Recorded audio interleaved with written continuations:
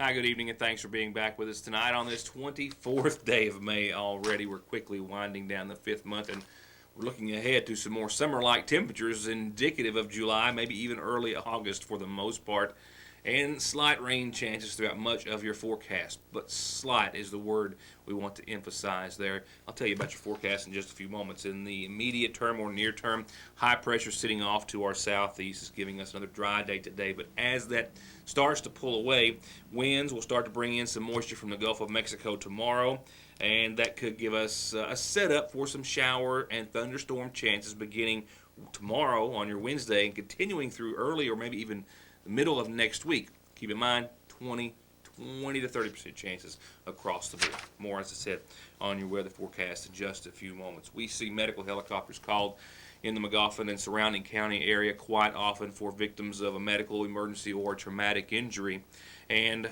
many offer memberships, as does Air Evac, who was in Sagersville today with a monetary donation in support of the Sagersville Fire Department's upcoming horse show.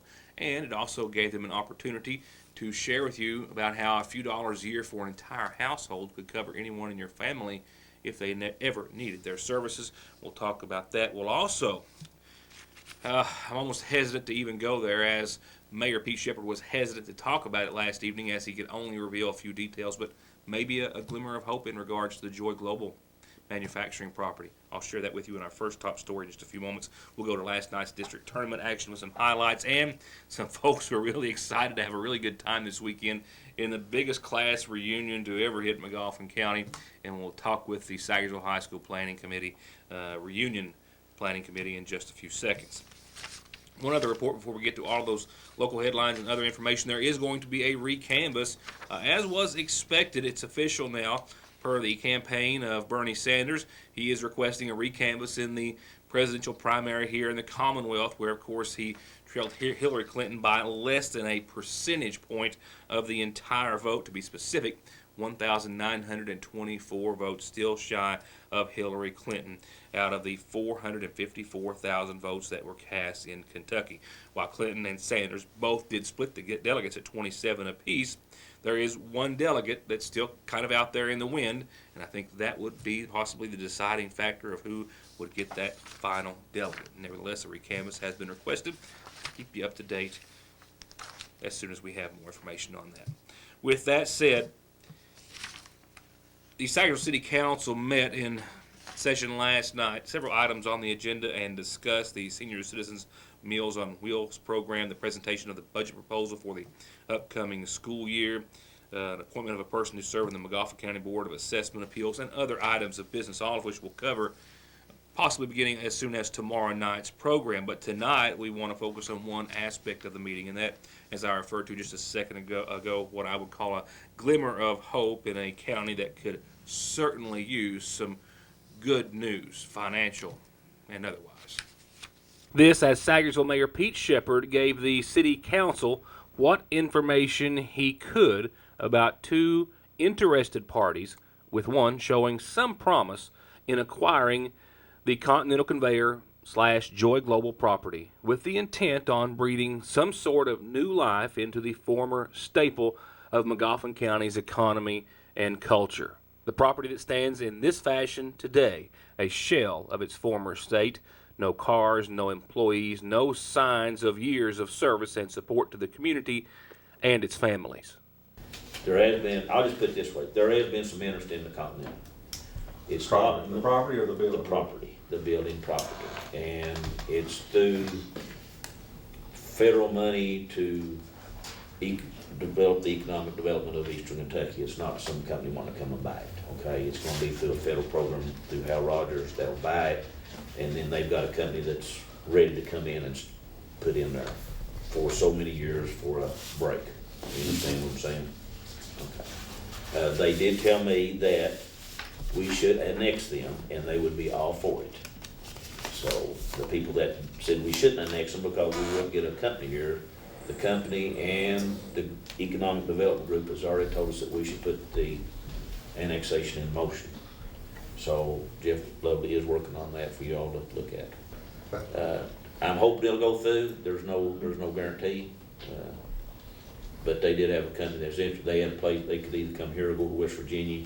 If they got the break that they was gonna get from the economic development, they would come here. And they said annexation would not keep them from coming here. The economic development group that's doing it wants us to be annexed into the city. They wanna go through the city to do things. The mayor promised to share some more details just as soon as he was able and had them to share. For now, we got more news to share. Just a brief break. I'll be right back. Hey everybody, come meet our pets of the week. This is Minnesota. She's a happy tabby with the most beautiful green eyes. She gets along with other cats and she's waiting to start the summer with a family of her own. And this handsome gentleman is Atlas, and he's trying to find his way into your heart and home. He's very well behaved, already knows some commands. He has one blue eye and one brown eye and would love to spend his days running and playing in a yard of his own. If you'd like to give them a forever home or to learn more about how to adopt, donate, or volunteer to walk, pet, or even transport an animal to the vet or to their new home, call Whiskers or Wags, the Johnson County Animal Shelter at 297-PETS. Join me now as we go to the Syersville Fire Department and join Chief Paul Howard, Tracy Salyer, and Elaine Manning. Manning with the Air Evac Company. She is a membership sales manager for a 10-county area, including McGoffin, Morgan, Wolf, Breathitt, and many others. It is her job, she says, to build awareness and also to conduct educational classes, trainings on landing zones, CPR, and other such services to the people of the communities that they serve, and also to extend the understanding of the Air Evac service and how for a few dollars for an entire year your household is eligible for free service should any of your family members need it. We've been around for 30 years. We were established back in 1985 in a rural area called West Plains, Missouri, and from that one little rural area we've now got coverage in 32 states and over 240 bases, and we're still expanding. In the short amount of time that I've been here, we have added 20 more bases, and we're still growing. And that's just in the last 9 months alone. The nearest Air Evac bases are at the Morgan County Appalachian Regional Hospital, in Inez, and in Manchester, which puts them only minutes from here. Syersville Fire Chief Paul Howard estimates that about 90% of the calls by his department for helicopter service are answered by the company. Air Evac comes to Syersville, the quickest location of any of the services that's around in our surrounding area. If you have a stroke, you need to be flown out by a helicopter, because as quick as you can get the medication, the TPA is the medication that you need, and nobody carries it, so you need to go to somewhere like King's Daughters or somewhere of that nature to get that medicine. And there's no way that we can get you there by ground. One advantage of a helicopter, it gets to bypass some of the ground locations. And everyone knows that transport can be expensive. And that's one of two very important reasons that Elaine was in Syersville today. She was there to show the company's support of the fire department's upcoming horse show with a donation, and to talk about their membership plan that they try to get out to members of all the communities that they serve as much as possible. I was anxious to be part of the sponsorship for the horse show. We are sponsoring 3 of the classes because we want to save everyone from financial hardship in the event of a medical emergency. If most people think that if you have insurance, especially if you've got an 80-20 policy, that is going to cover the cost of a flight. That's just not true. The average flight cost today without a membership is $25,000 to $40,000. With a membership, it is zero. A membership is as low as $65 a year, and that is a household rate that would cover anyone that lives under your roof. We also have discounts available if you're a Farm Bureau member, or if you are an AARP member, if you have a Kroger loyalty card. We have several discounts that we can apply. The 3 classes for the Syersville Fire Department's horse show that Air Evac is sponsoring are among the 37 that they'll have. It is set for Saturday, June the 25th. I'll have some time in the next few days to tell you more about the Big Horse Show, the first annual brought to you by the Syersville Volunteer Fire Department. If you'd like to know more about the Air Evac membership for your household or family, Elaine will be glad to talk to you. Her number is across the bottom of your screen, 273-8398. They also have a Facebook page for most, if not all, of their bases, including the one in West Liberty, which is under Air Evac number 118, Team 118. For high-speed internet starting at 15 meg for all of your gaming, movie, home, and business solutions, or to watch TV, including your favorite local channels without a contract, with hundreds of channels and digital and HD quality, and to stay connected 24/7 with friends and family, a direct line to 911, or to give your business the link it needs, choose telephone service you know is always there. Just click on their link on this site to find out how affordable the latest technology in communications can be. Foothills Communications.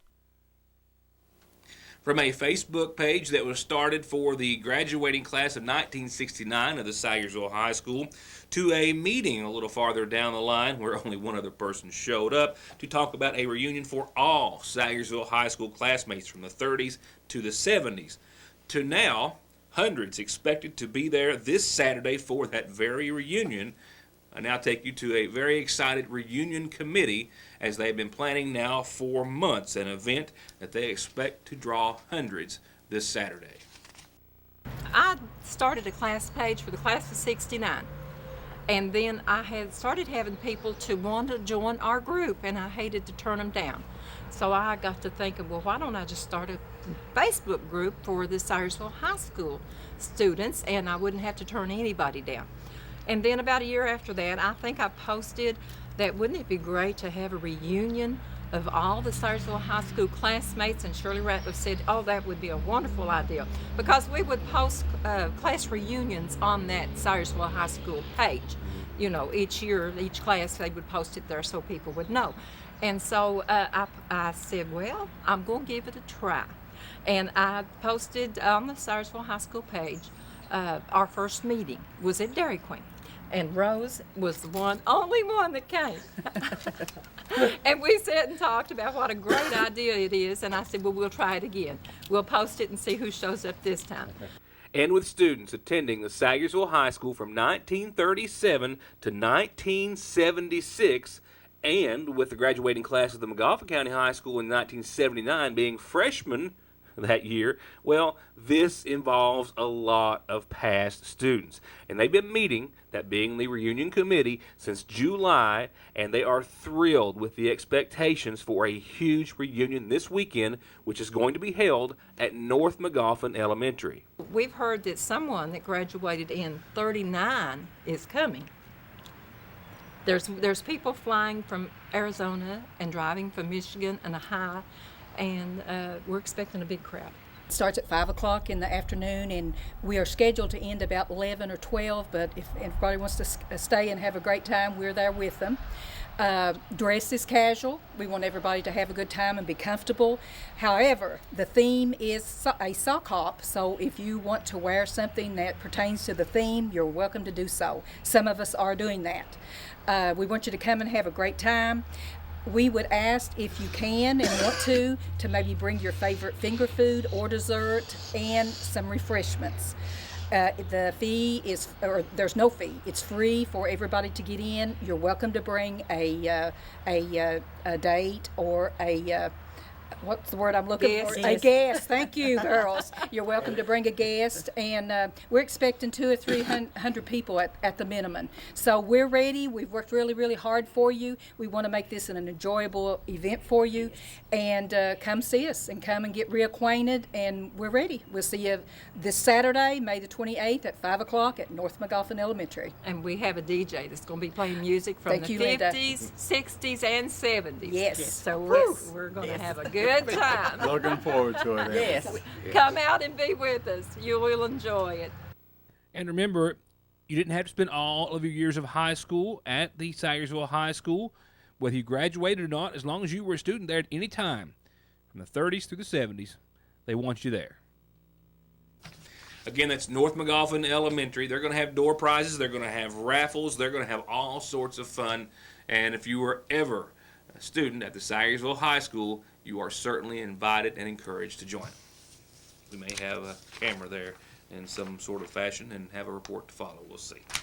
With that said, tonight's community calendar starts off. I don't know what the congratulations is for. The message simply said, a sincere congratulations to Gary Mans from family, friends, Marcia and Frida. They all love you lots. And once again, wish to say congratulations. Here's the rest of your McGoffin Farm Bureau community calendar. The Water Into Wine Food Pantry will be serving their clients tomorrow, of which they have hundreds, and that's an update story coming relatively soon. They'll start tomorrow at 8:30, go to 3, I think, and they'll break for an hour for lunch in between and to kind of regroup, as it's going to be a busy day at Water Into Wine. The Royalton Trailtown Committee will meet a week from tomorrow at District 3 on Route 7. All Royalton residents are encouraged to attend, and the public's invited as well. I hope you can give a little time to help make Royalton and the Trailtown grow and be a big success. Next Wednesday, June the 1st, 6 o'clock. The third annual Salyer Reunion is coming up this Saturday from 11 till 4 at the Community Center in Salyersville, the Lloyd M. Hall Community Center. All family and friends are invited, and if you can, please bring a covered dish or some drinks.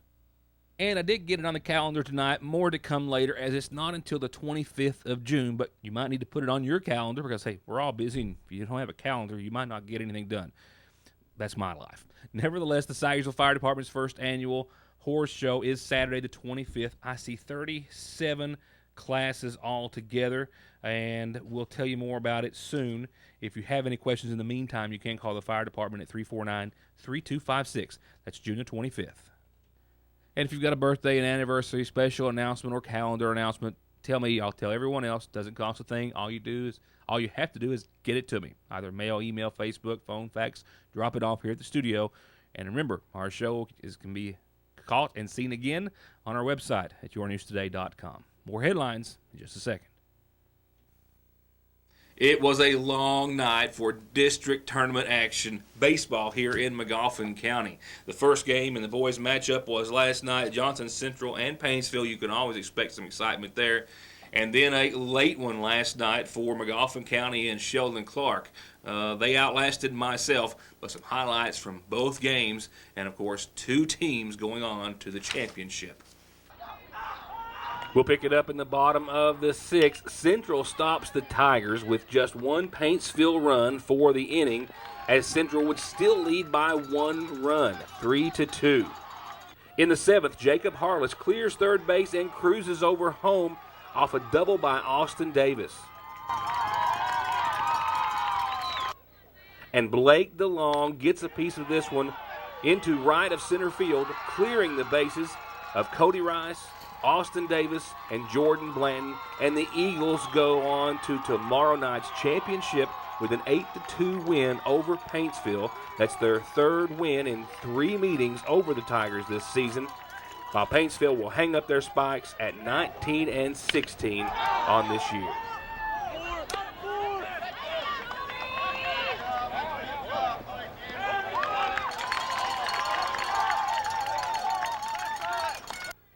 In Game 2, Sheldon Clark and McGoffin County, who split in the regular season. In the first game at Sheldon Clark, McGoffin came home a loser 0-7, but they got redemption 10-0 at home against the Cardinals. Last night in their first at-bat, McGoffin County stormed out to a 2-0 lead with Jaden Sowers batting in Jaron Lovely and Austin Collins. In the 5th, Ethan Collins knocks one off the dirt. An error at first base kept him alive and lets Jaron Lovely score from third, and Tyler Fitzpatrick crossed the plate from second. But Sheldon Clark scored 3 runs, 3 tying runs in the bottom of the 7th, and that put it into extra innings, and they picked up another run in the bottom of the 8th and sealed the fate of the Hornets, who went down 4-5 last night and wrapped up their official season at 19-16.